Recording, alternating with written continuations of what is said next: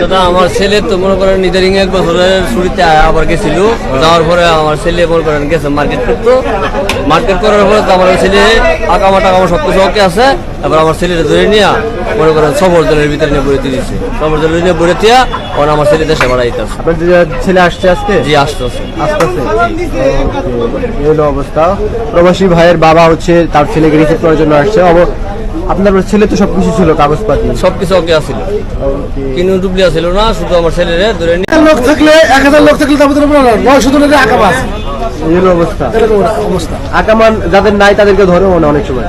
আপনার যা পাইছে ভাই, বলো যেটা ঘূর্ণি ধরেছে, যা পাইছে তাই ধরে গেছে। আপনার বলো যার লোক, এরা তো সরকারি লোক মনে করেন, রাস্তাঘাট পরিষ্কার করে ডাক দিয়ে মনে করেন গাড়ির ভিতরে উঠেছে, পোশাক খুলে পরে হাফ প্যান্ট পরা যাচ্ছে, পোশাকটা ওটা খোলা হাফ প্যান্ট পরে ঢুকেছে ডোকেটের ভিতরে।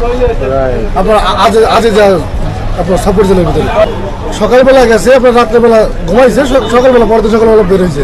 আপনার সেই অবস্থায় লোক ধরে নিয়ে আসছে। 5 লাখ 5.5 লাখ টাকা মানুষ খরচ করে গেছে, আশা নিয়ে গেছে, পাসপোর্টের মেয়াদ থেকে 3 মাস।